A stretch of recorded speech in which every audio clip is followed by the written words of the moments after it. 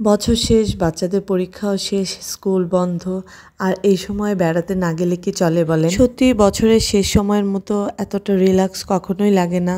সারা বছর টাইমই পাওয়া যায় না বাচ্চাদের পড়াশোনা আর অন্যান্য ব্যস্ততার কারণে। এই তো আমিও তার ব্যতিক্রম নই। লাইফে ফার্স্ট টাইম ময়মনসিংহ গিয়েছিলাম দেবরের উসিলায়। তো আমার দেবরের বাসায় এই ফার্স্ট টাইম যাওয়া। আমার দেবর মনির আমাদেরকে রিসিভ করে নিয়ে গিয়েছিল। আর এই যে যেতে যেতে অনেক কিছুই দেখেছিলাম আলহামদুলিল্লাহ। বাসায় এসে ফ্রেশ ট্রেশ হয়ে আমরা ওই দিনই ঘুরতে বের হয়েছিলাম সন্ধ্যার সময়। বাসার থেকে একদমই কাছে, 5 থেকে 10 মিনিট লাগে। ময়মনসিংহ মেডিকেলের পিছন সাইডে খুবই সুন্দর এই পার্ক। বাচ্চাদের নিয়ে খুব ভালো একটি সময় কাটানোর জন্য পারফেক্ট একটা প্লেস আমার মনে হয়।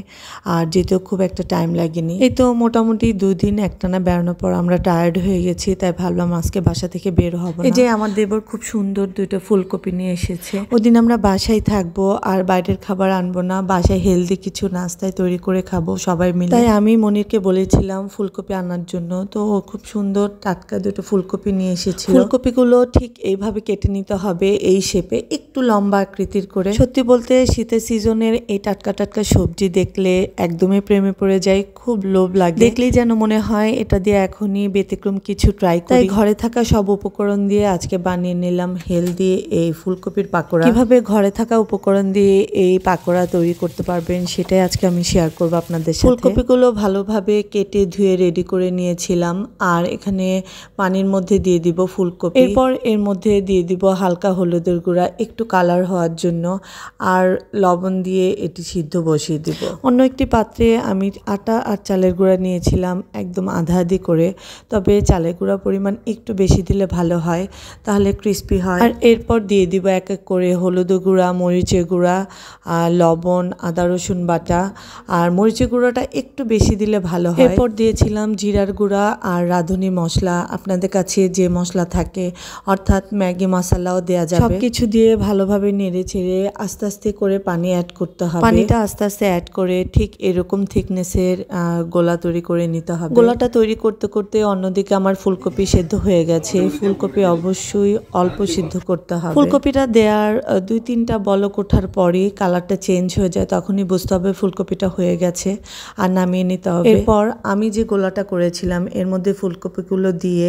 এভাবে ডুবো তেলে ভাজতে হবে। এই সেম প্রসেসে আপনি বেসন দিয়েও করতে পারেন, কিন্তু আমার কাছে আটা চালের গুঁড়া ছিল, আমি ওটাই ইউজ করেছি। তো যাই হোক, এই যে এখানে এক এক করে ডুবো তেলের মধ্যে আমি ফুলকপির পাকোড়াগুলো দিয়ে দিয়েছি। এরপর আমি এগুলোকে উল্টে পাল্টে ভালো করে ভেজে নিয়েছি।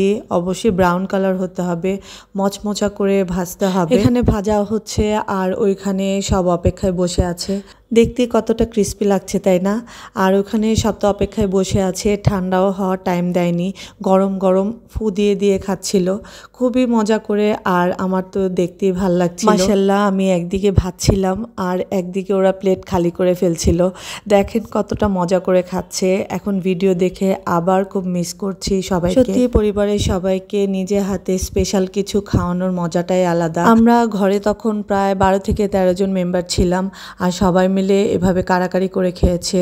সত্যি দেখতে খুবই ভালো লাগছিল। পাকোড়ার রেসিপিটা কার কার ভালো লেগেছে আর ভিডিওটি কেমন হয়েছে অবশ্যই কমেন্টে জানাবেন। যদি ভালো লাগে ফলো দিয়ে পাশে থাকবেন। আজকের মতো এখানে, আল্লাহ হাফেজ।